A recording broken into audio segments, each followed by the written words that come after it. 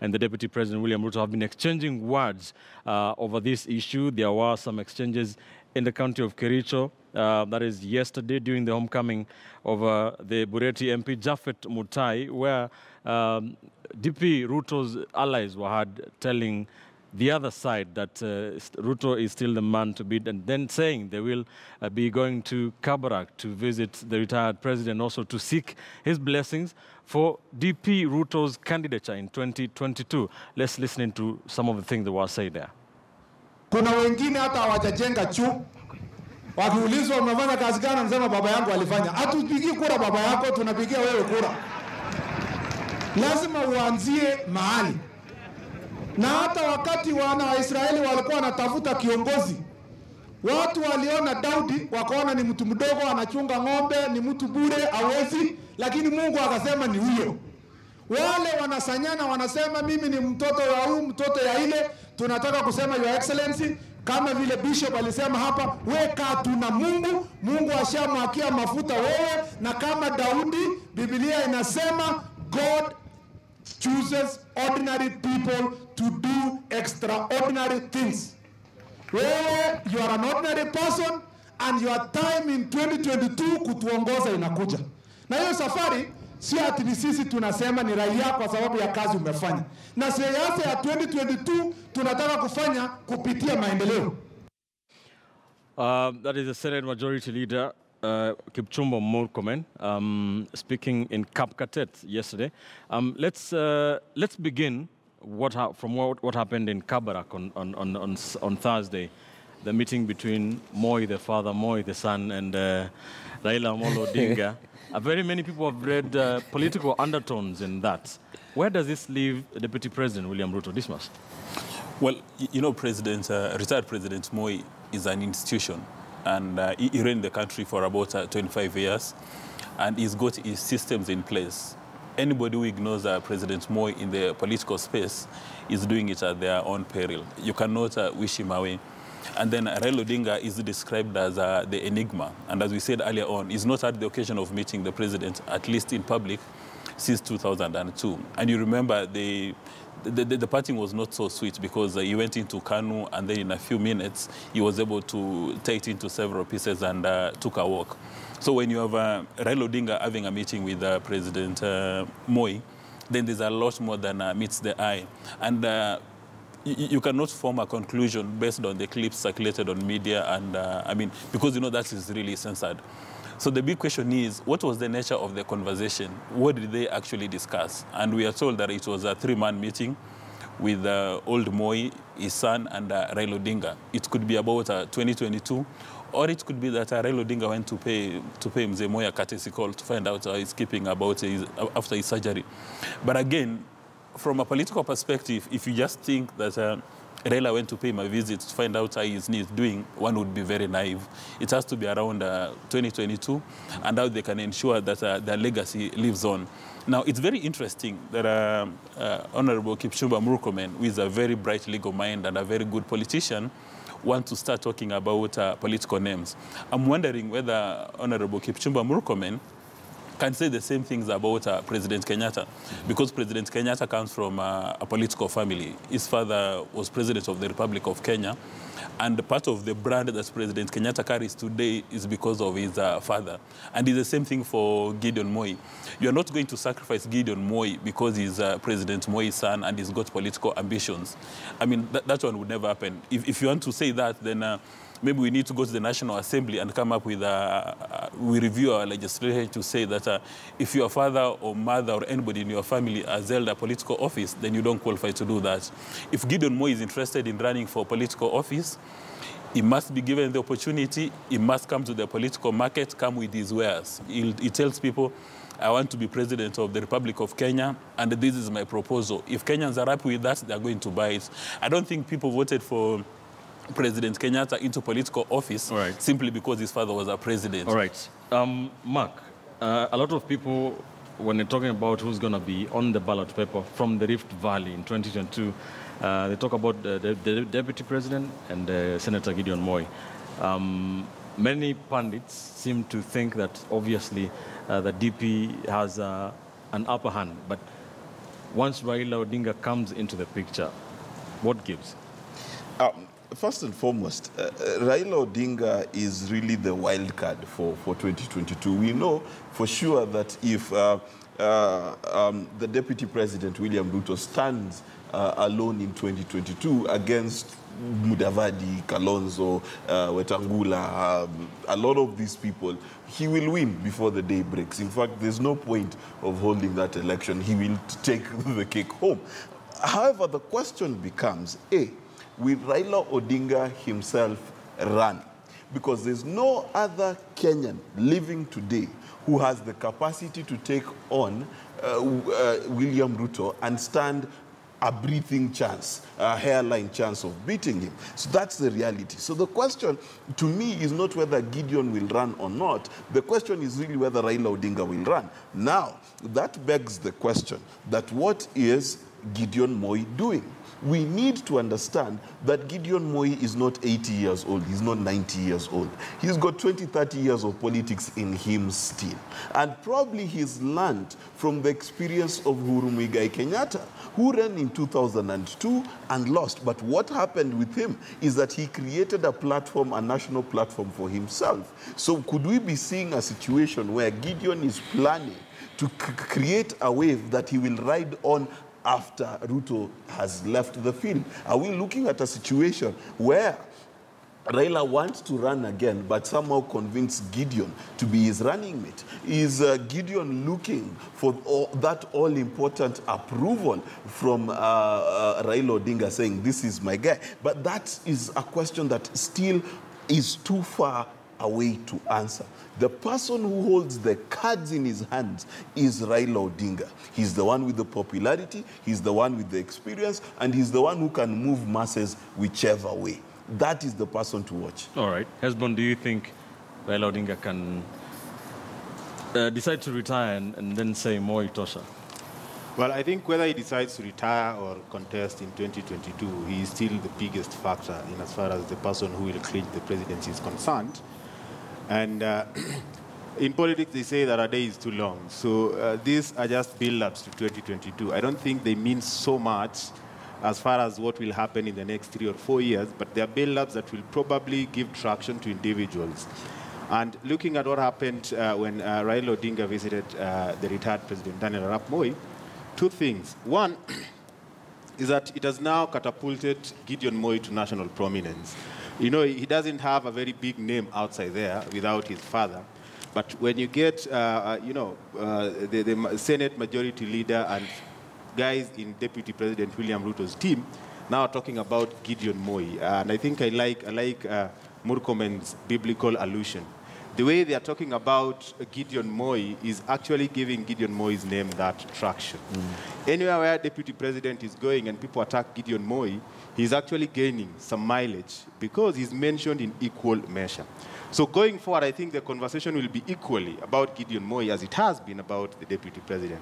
But then secondly, I think it has done a great thing for Raila Odinga and his supporters because following the Miguna fiasco, there is a sense in which a lot of his supporters were disillusioned. They felt hopeless and they were mad, not at Raila Odinga, but at the fact that immediately after the handshake, he appeared to them as being helpless in terms of addressing anything, including having Miguna get into the country.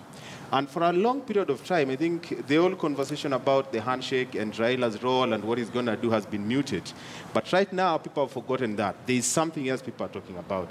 And there is some sense of hope. You know, among many of his supporters, there is some sense of hope that Raila actually knows what he's doing. There is hope. And people are now talking about he might actually be on the ballot come 2022. We've had legislators from Homa Bay and Migori County talk about who say that Raila won't be in the race. And I think that hope is very critical for Raila because he needs to get back that support that he had unconditionally based on hope.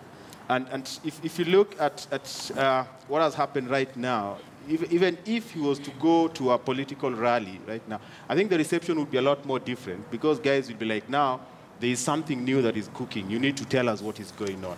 And I think it has put Raila in a position where he can again come out to the fore and reassure his supporters that all is not lost.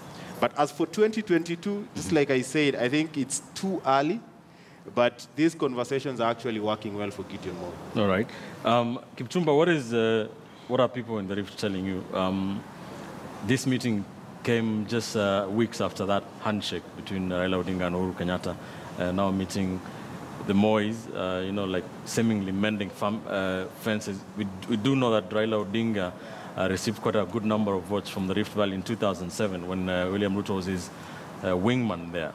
What is cooking here? Ben, there is something we must decipher in life.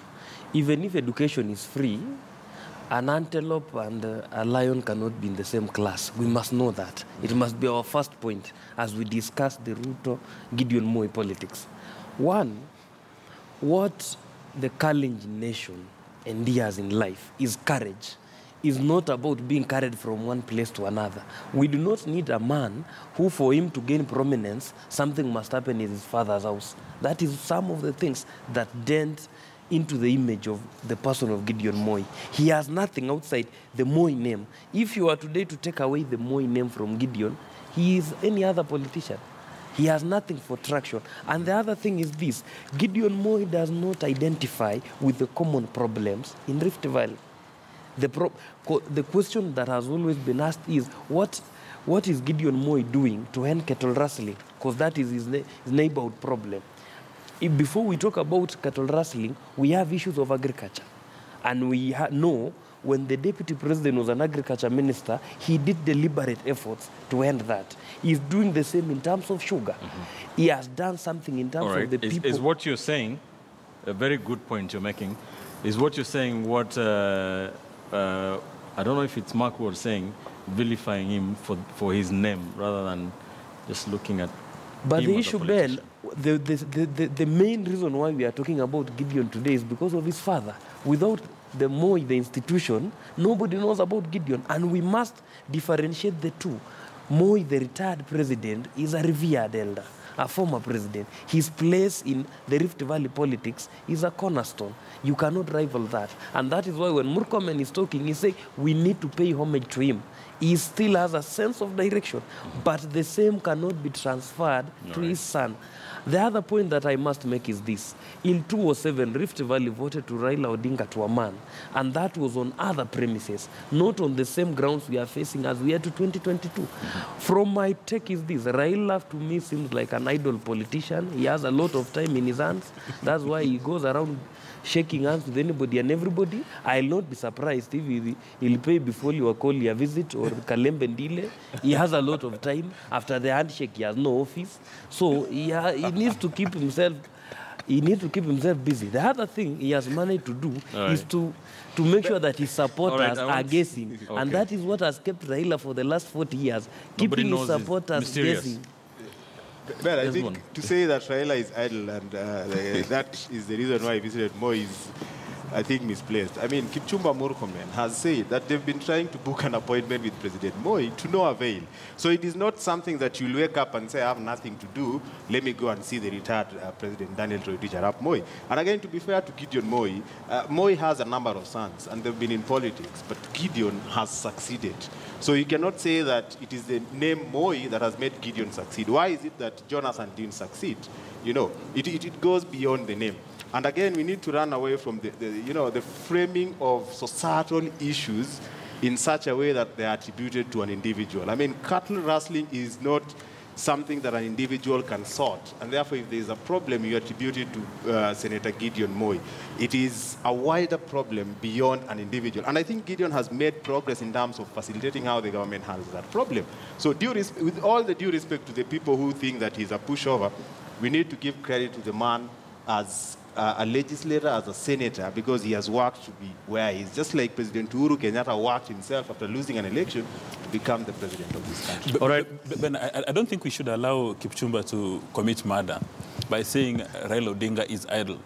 Raila Odinga cannot be idle. I mean, is he suggesting that when he went to Arambe House to have a meeting with President Kenyatta, that he was idle? Then if you follow the logic, then it means that President Kenyatta was idle on that particular day because it only takes two idle people to be together. We must give Raila credit. All right, fair enough. We're coming back to talk about Raila Odinga and his current brand of politics. Let's stick with the Rift Valley and wind this up.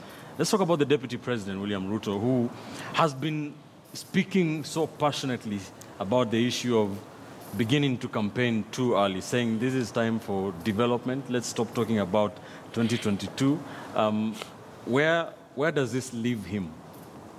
In my view, what the Deputy President ought to do is to tell his active lieutenants to stay away from succession politics and instead focus on development issues.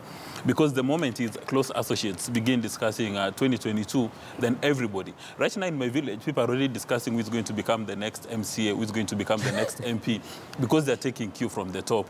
And the Kenyans have just come from an election that was troublesome. People lost lives, people invested a fortune, and they expect at least that our politicians would respect the voter and for the next 4 years concentrate on working on issues. I mean, what Manoe's piece was talking about is what we are supposed to be focusing on, but not giving promises, but doing the actual work. When you listen to the Deputy President's lieutenants like Kipchumba Karori and Duale responding to these visits, then it means there must be some concern somewhere. They are rattled. And the way it's normally said, that it's not yet over till the fat woman sinks. So anybody who thinks that Ruto is the automatic choice for even Jubilee for 2022 is very naive, because 3 weeks ago, who knew that Moses Kuria, who has spent a good part of his time antagonizing Raila Odinga, would actually go to Homa Bay, receive a red carpet, is received by Gladys Wanga, and proceeds to donate 1 million shillings to a local church. Never mind now 4 years. So, in my view, President Kenyatta must tell everybody in Jubilee that let's focus on delivering the Big Four agenda. This is not the time for you to engage in politics. And believe you me, there's no way Duale or Murkomen or the other lieutenants would actually start issuing those statements without clearance or authorization. And you know, they were delivered in a very clear manner. And you have to give credit to Murkomen. He knows how to deliver his messages with such a punch that you cannot forget those quotes. All right. So we must run away from these. And I mean, the Deputy President has got everything working in his favor. For all intents and purposes, he's the incumbent. He can play around. He's very aggressive, and I understand he doesn't enjoy alcoholic beverages, unlike Sonko. So he's alert 24 hours. He's got a grassroots strategy which can deliver. So let him put his infrastructure ready and unleash it 2022. He must tell his lieutenants right now to stay calm and deliver on the Big Four agenda. Mark, do you agree with this, that Ruto must be rattled? I think it's quite difficult to rattle William Ruto, given the kind of trajectory his career has taken. Let's remember that prior to 2005, he was suspended as Minister of Agriculture. Towards 2013, he had cases at The Hague. There were many, many times in Ruto's history where we've written his obituary only for him to rise again. It would be very, very foolish to discount William Ruto. And as Dismas has correctly put it, William Ruto is a brilliant character, but by nature.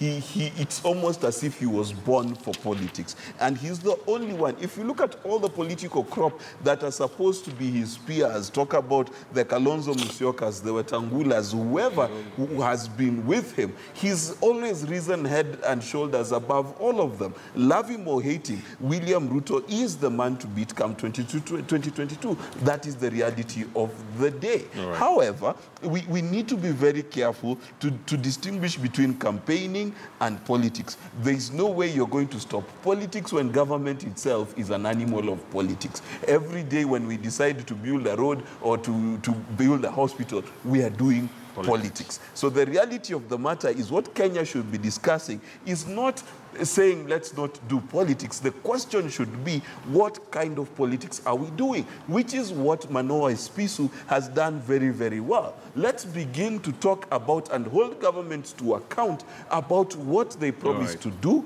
and how much of it they're able to deliver. By doing that, William Ruto will have a very easy ticket in 2022 because all he needs to say is the good work Uhuru Kenyatta did, I am continuing to do. Legacy and succession. All right. Exactly. Very quickly, Hesbon, what do you think Ruto must do to insulate himself from all these forces that seem to be, focusing on him? And, the handshake, the visit to Kabarak, talk of maybe Jubilee not backing him in 2022. How does he insulate himself? I think the best strategy for him, from where I see it, is to work with these people who are touted to be strong front runners come 2022. Find a way of accommodating Gideon Moi, you will finish him. Find a way of embracing the handshake, you know, in the public domain, rather than just say that you support. Find a way of now working with Raila Odinga, so much so that when Raila is seen with Gideon Moi, it doesn't appear that he's actually supporting forces that are against the deputy president. If he succeeds in doing that, because Kenyans have since moved on from the politics of foot soldiers saying stuff, and then the real kingpin is dissociating himself. When Kipchumba Murkomen talks, when Duale talks, you know it is William Ruto talking. So if the more they talk and they keep attacking, you know, other forces like Gideon Moi, for instance, talk about him and being a nobody without the dad's name, we get to understand that the deputy president has been ruffled.